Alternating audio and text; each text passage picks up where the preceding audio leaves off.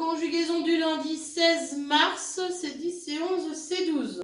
Savoir utiliser les verbes au passé composé de l'indicatif. Ça, c'est le premier exercice. Donc, il se compose avec plusieurs petits morceaux. Donc, A, écrit chaque phrase au passé composé. Je reçois de ces nouvelles, ça va devenir j'ai reçu de ces nouvelles. Merci de m'entourer. Donc, je vais faire l'exemple. J'ai reçu de ces nouvelles. Je fais donc souligner en rouge. J'ai reçu. J'encadre.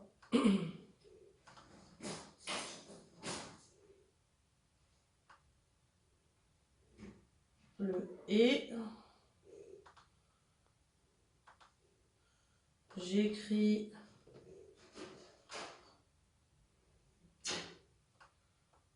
le petit A en dessous.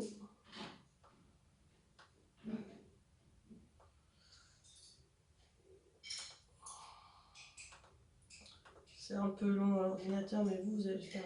Voilà. Et du coup, comme c'est l'auxiliaire avoir et qu'il n'y a pas de COD devant, je ne vais pas m'intéresser à la terminaison du participe passé ici. Donc, je veux que vous écriviez les phrases, mais également que vous fassiez ce que l'on a appris au niveau des couleurs. Donc, je répète, avec avoir, on ne s'occupe pas du tout du participe passé, sauf s'il y a un COD devant, ce sera bleu. Si c'est être, dans ce cas-là, on fait très attention, on souligne le sujet en jaune et on fait bien l'accord. Voilà pour l'exemple de l'exercice 1. Pour l'exercice B, écrit chaque verbe au passé composé. Donc le verbe déraper, ça va devenir le camion a dérapé. Même règle que tout à l'heure, on met les couleurs, s'il vous plaît. Ensuite, pour l'exercice 2, savoir les règles d'accord du passé composé. Donc au passé composé avec l'auxiliaire le participe passé avec le sujet, Au passé composé avec l'auxiliaire le participe passé avec le sujet, il s'accorde avec le quand Donc voilà, à vous de me remplir la règle, s'il vous plaît.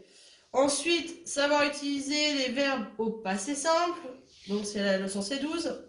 Dès qu'il l'aperçu, l'apercevoir, ça devient l'aperçu, etc., etc., on remplit. Savoir choisir entre imparfait ou passé simple dans un texte. Je vous conseille de lire le texte à voix haute pour savoir si je mets de l'imparfait, AIS, AIS, AIT, IONS, IEZ, AIENT ou du passé simple. À haute voix, normalement, on est censé pas se tromper.